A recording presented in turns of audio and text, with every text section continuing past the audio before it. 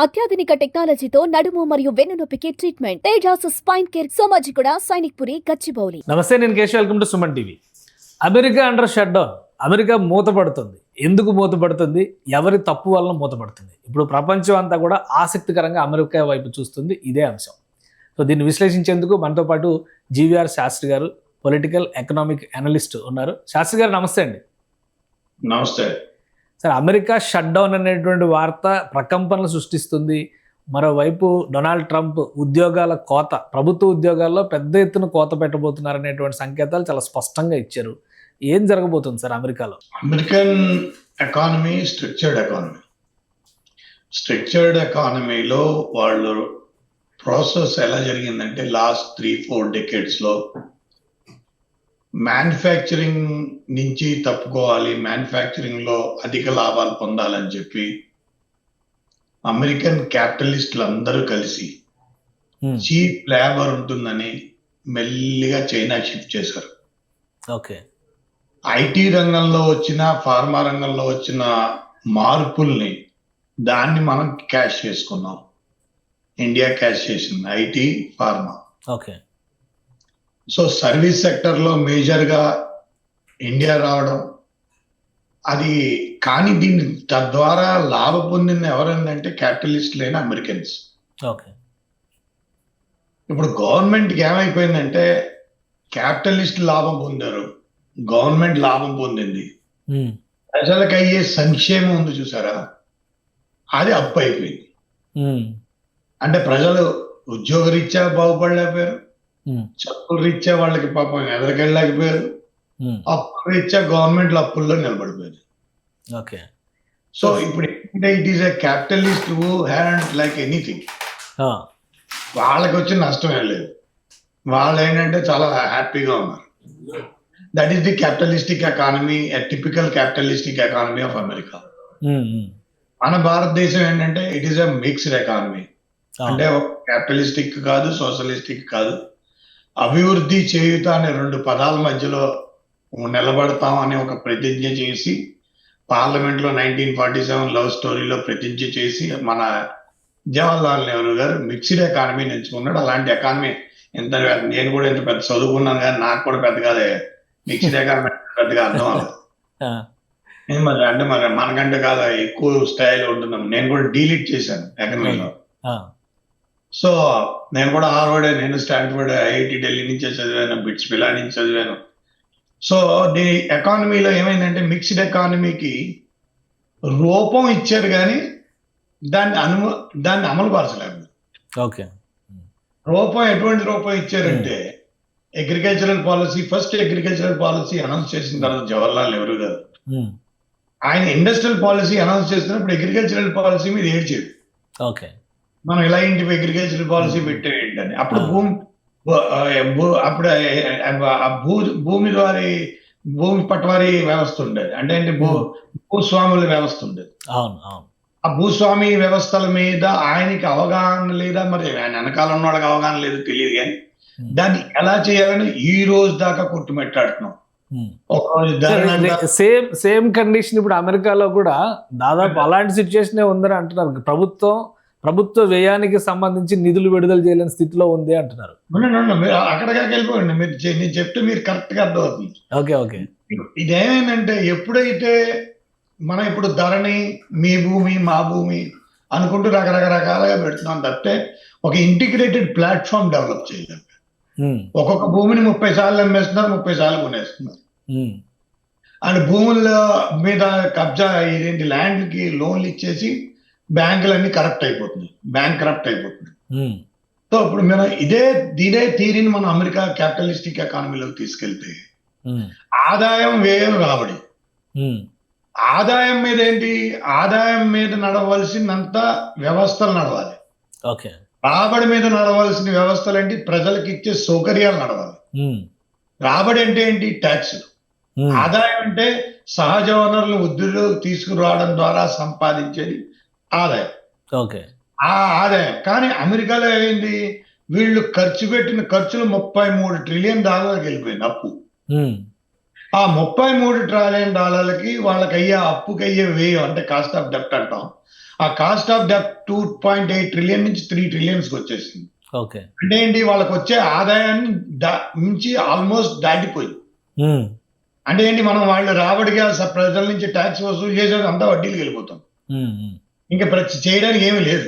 ఇప్పుడు వాళ్ళ ఆల్మోస్ట్ 100 ఏళ్ళు బ్రిడ్జిలు, 90 ఏళ్ళ నుంచి 100 ఏళ్ళు బ్రిడ్జిలు, ఆల్మోస్ట్ 90% బ్రిడ్జెస్ 100 ఏళ్ళు పైన అయిపోయాయి. ఓకే. వాళ్ళు కట్టుకోకపోతే సర్వనాశనం అయిపోతారు. Infrastructural disaster is about to emerge for America. Okay. So నేను క్లుప్తంగా చెప్పాలంటే American economy it's already in disaster. It is going to be in disaster. Sir, ఇది ఉద్యోగాల కోత ఏంటి సార్? మరి 1,00,000 ఉద్యోగాలు తీసేస్తారని, లక్షలాది మంది రిజైన్ చేయాల్సిన పరిస్థితి వస్తుందని యాజిటేషన్స్ కూడా స్టార్ట్ అయినాయి అమెరికాలో. వాళ్ళు మీకు చాలా స్పష్టంగా చెప్తున్నాను, అమెరికాలో ఎవరికి ఉద్యోగం లేదు. ఓకే. అసలు అమెరికాలో ఎవరికి ఉద్యోగాలు లేవు. వాళ్ళు రోజువారీ కార్మికులు, రోజువారీ కన్సల్టెంట్లు, డైలీ వేజెస్, రోజువారీ కన్సల్టెంట్లు, రోజువారీ కార్మికులు, రోజువారీ కర్షకులు. చెప్తే మేము ఈ రోజు ఉద్యోగంలో ఉన్నాను సుందర పిచ్చయ్య కూడా చెప్పలేడు. ఎందుకంటే రాత్రి వెళ్ళిపోమంటే పొద్దున్న తమిళనాడు చెన్నైలోనే కానీ హైదరాబాద్లోనే తిరగాలి. కష్టం. ఎవరికైనా అంతే. అమెరికన్ వ్యవస్థ తెలుసుకోవాల్సింది capitalistic economy, hire and fire. అది ఎకానమీ అటువంటిది. మన వాళ్ళు ఏంటంటే ఐటీ రంగంలో కొంత వెలుసుబాటు ఉంది, మ్యాథమెటిక్స్ ఇంగ్లీష్ మీద పట్టు ఉంది, కంప్యూటర్ టెక్నాలజీ మీద, లాగర్థమ్స్ మీద అవగాహన మనకు ఉండి, ఆ నాలెడ్జ్ మన దగ్గర ఉండి మనం ఎదురుకి వెళ్ళిపోయాం. మనలో ఇన్నోవేషన్, విజన్, లీడర్షిప్, ఈ 3 పదాలకి మనకే చాలా స్పష్టమైన పట్టు ఉంది. అది ఎందుకంటే మన తల్లిదండ్రులు కదా, మనం చదువుకోవడం వల్ల రాదు. విజన్, ఇన్నోవేషన్, లీడర్షిప్ అనేది మన తల్లిదండ్రుల ద్వారా మనం పొంచిపుచ్చుకున్నాం. అది ఎందుకంటే ఒక హార్డ్ వర్క్, సాధించాలి, వెయ్యాలి అన్న తపన, దూరదృష్టి, ఇవన్నీ ఏంటంటే మన తల్లిదండ్రుల్లో స్వయంగా పుణుకుపుచ్చుకున్నవి. ఆ తల్లిదండ్రుల ద్వారా మనం సంపాదించింది ఏదైనా అంటే ఈ విజన్, ఇన్నోవేషన్, లీడర్షిప్. ఈ విజన్, ఇన్నోవేషన్, లీడర్షిప్ వల్ల మనం పొదిగిపోయాం అక్కడ. అది ఏదంటే పొదిగిపోయాం అక్కడ ఏంటంటే ఒక రకమైన కల్చరల్ ఇంబ్యాలెన్స్, ఒక రకమైన అక్కడ ప్రతి స్కూల్లోనూ ఇండియన్ స్టూడెంట్ ఫస్ట్ వచ్చేస్తున్నారు. అమెరికన్ స్టూడెంట్స్ ఎవరు రావట్లేదు. ఎవరిని చూసినా ఇండియన్ స్టూడెంట్ ఫస్ట్ వచ్చేస్తున్నారు, వేరే స్టూడెంట్స్ ఫస్ట్ వస్తున్నారు. అది యాక్సెప్టబుల్ కావట్లేదు. కల్చరల్ ఇంబ్యాలెన్స్ వచ్చేసింది. అక్కడ ఏంటంటే మన ఇన్ఫ్లుయెన్స్ అయిపోయాం. 54 లక్షల మంది, 30 కోట్ల మందిలో 54 లక్షల మంది ఇండియన్స్ ఉన్నారు. తర్వాత వాళ్ళు ఎకనామికల్ గా ఇన్స్టేబుల్ అయిందంటే వాళ్ళకి ఏంటంటే వాళ్ళకంటూ ఒక ఆర్థికవేత్తలు ఉండి, ఆర్థిక శాస్త్రవేత్తలు ఉండి వాళ్ళ ఆలోచన చేసి ఇదంతా చేస్తే వాళ్ళకి ఏంటంటే ఇప్పుడు ఏదో ఒక దేశం మీద పడిపోయి వాళ్ళ ఆయిల్, సహజ వనరులు దోచేయడం అలవాటు వాళ్ళకి అలవాటు పెట్టిన విద్య. ఒకరోజు లిబియా అంటాడు, ఒకరోజు సోమాలియా అంటాడు, ఒకరోజు సిరియా అంటాడు, ఇంకోటి ఇరాక్ అంటాడు, ఇరాన్ అంటాడు. కానీ ఇంక ఇప్పుడు ఎవరిని దోచేయడానికి లేదు. అంటే ఇప్పుడు ఈ ప్రాబ్లం వచ్చిన తర్వాత అమెరికాలో అడ్మినిస్ట్రేషన్ నడిపించడానికి అవకాశం ఉందా, లేదా అక్కడ కూడా మళ్ళీ ఒక అనార్కీ? డబ్బులు లేవు అంతే. డబ్బులు లేకపోతే ఏం చేస్తామంటే, డబ్బులు లేకపోతే ఏం చెప్పాడు చాణక్యుడు, if you don't have a funds, you confuse people. Okay. If you don't have a funds, you confuse the people. రాజు ఏం చేస్తాడు, డబ్బులు లేనప్పుడు ప్రజలను కన్ఫ్యూజ్ చేస్తాడు. ఇప్పుడు డొనాల్డ్ ట్రంప్ అదే చేస్తున్నారా? అంత కన్ఫ్యూజ్ చేసేస్తాడు. ఇంక అంతకంటే ఏం చేస్తాడు? ఇప్పుడు అతను తెలుస్తుంది కదా, వెనిజులా మీదకి వెళ్తున్నాడు, అప్పుడప్పుడు గ్రీన్లాండ్ మీదకి వెళ్తున్నాడు, అప్పుడప్పుడు యుక్రెయిన్ ఆపుదామని చూస్తున్నాడు, అదే ఇది అంటున్నాడు, నాటో అంటున్నాడు, లేకపోతే పాకిస్తాన్ ప్రైమ్ మినిస్టర్ని, ఆయనకి ఏమర్థం అవట్లేదు, పాకిస్తాన్ ప్రైమ్ మినిస్టర్ని వాళ్ళని పిలిచి వాళ్ళకి భోజనాలు పెడితే మనం ఏమైనా కాంగ్రెస్ వెనక్కి వచ్చేస్తాం అనుకుంటున్నాడు. సో రకరకాల. సో నేను అనేది ఏంటంటే భారతదేశ ప్రజల్లో ఒక రకమైన క్లారిటీ ఏంటంటే, మీరేదో మీ అబ్బాయిలను అమెరికా పంపించేయాలి, 60 లక్షలు 70 లక్షలు ఖర్చు పెట్టుకోవాల్సిన అవసరం లేదు. మనకు భారతదేశానికి వచ్చే 14 నెలలు 15 నెలలు చాలా క్రూషియల్ ఎకానమికల్ టైము. ఈ 14-15 నెలలు మనం చాలా జాగ్రత్తగా సస్టైన్ అవ్వాలి. ఎక్స్పెండిచర్ రిఫార్మ్స్ మీద మనం ఇది చేయాలి, ఎక్సర్సైజ్ చేయాలి. అందుకు అనుగుణంగానే నరేంద్ర మోడీ గారు జిఎస్టీ తగ్గించాడు. ఆయన ఎక్స్పెండిచర్ రిఫార్మ్స్ అంటే రాబడి వనరులు తగ్గించాడు. రాబడి వనరులు తగ్గించడం వల్ల ఏమవుతుందంటే ప్రజల్లో ఎక్స్పెండిచర్ రిఫార్మ్స్ మీరు అడగచ్చు, మాకేం పెద్దగా కనపడలేదండి. ఇప్పుడు కనపడదు, ఎందుకంటే ఇప్పుడు ఉన్న మార్కెట్లో ఉన్న వస్తువులన్నిటికీ జూలై జిఎస్టీ పడిపోయింది. అంటే ఇప్పుడు వచ్చే డిసెంబర్, జనవరి ఆ టైంలోకి మీకు జిఎస్టీలు అన్ని ప్రొడక్ట్స్ మీద తగ్గుతుంది. అది కనబడుతుంది, ఎందుకంటే మ్యానుఫ్యాక్చరింగ్ 90 days సైకిల్లోకి వస్తుంది. సో అది కనబడుతుంది. అది కనబడడం వల్ల ఏమవుతుందంటే ప్రజలకు తెలియవలసింది ఏంటంటే ఎక్కడే చదువుకోవాలని మీకు ఆర్టిఫిషియల్ ఇంటెలిజెన్స్ లో టెక్నాలజీ రూత్లెస్. టెక్నాలజీ అనేది ఒక చోట స్థిరంగా ఉండదు, అది రూత్లెస్. ఎంత రూత్లెస్ అంటే మీరు పట్టించుకుంటూ ఉంటుంది, లేదా పట్టించుకోకపోతే మిమ్మల్ని దాటుకుని వెళ్ళిపోతుంది. అది అది ఏ ఆర్గనైజేషన్ కైనా అంతే. సో దాన్ని అర్థం చేసుకోవాల్సింది ఏంటంటే ప్రజలు ఆర్టిఫిషియల్ ఇంటెలిజెన్స్ కాబట్టి మనకంటూ హైదరాబాద్ లోనే కనీసం 15 నుంచి 15 లక్షల మంది ఐటీ ఫోర్స్ ఉంది. బెంగళూరు, తమిళనాడు, చెన్నై, హైదరాబాద్ మొత్తం ఈ 4-5 ఢిల్లీ ఇవన్నీ కలిపితే ఆల్మోస్ట్ 2.5 crores ఐటీ పాపులేషన్ ఉంది.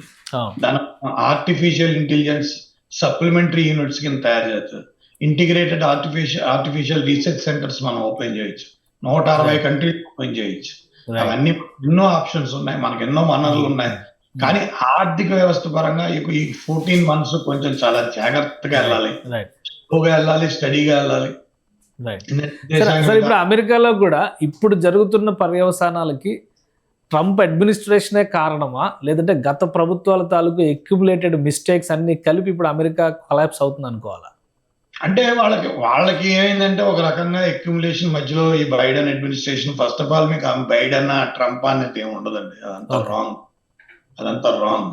వాళ్ళకి డీప్ స్టేట్ అఫైర్స్ అని ఉంటాయి, డీప్ స్టేట్ రన్ చేస్తారు. సిఐ, పెంటగాన్ వీళ్ళందరూ రన్ చేస్తారు. వాళ్ళు చెప్పిన బ్రీఫింగ్స్ నే ఎవ్రీ ఈవినింగ్ ప్రెసిడెంట్ బ్రీఫింగ్ ఉంటుంది, డిపార్ట్మెంటల్ వైజ్ బ్రీఫింగ్ ఉంటుంది. ఆ డిపార్ట్మెంటల్ వైజ్ బ్రీఫింగ్ ఆయన అన్ని తీసుకునే ఆయన అక్కడే డిసైడ్ చేసుకుని అక్కడ వాళ్ళు చెప్పిన నిర్ణయాలన్నీ అర్థం చేసుకుని క్రోడీకరించుకుని మొన్నటి మాట్లాడతారు. అది వాళ్ళది. అంతేగాని ప్రెసిడెంట్లు ఎవరు నిర్ణయాలు తీసేసుకుంటారంటే అవి నిర్ణయాలు ఇవన్నీ మీడియా ముందర చేసే స్టంట్లు మాత్రమే అనుకోవాలి. ఆయన ఒక్కడే వచ్చి మీడియా ముందు మాట్లాడుతున్నాడు, ఆయన తీసుకున్నాడు అనుకుంటారు. ఆయన ముందు రాత్రి అయిపోయింది. Right sir, thank you sir. America collapse అవడానికి సిద్ధంగా ఉంది.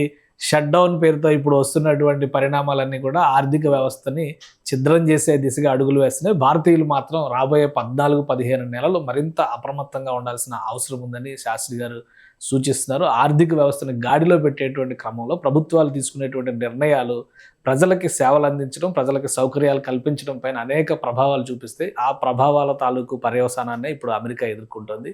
ఇది స్పెషల్ డిస్కషన్. Keep watching.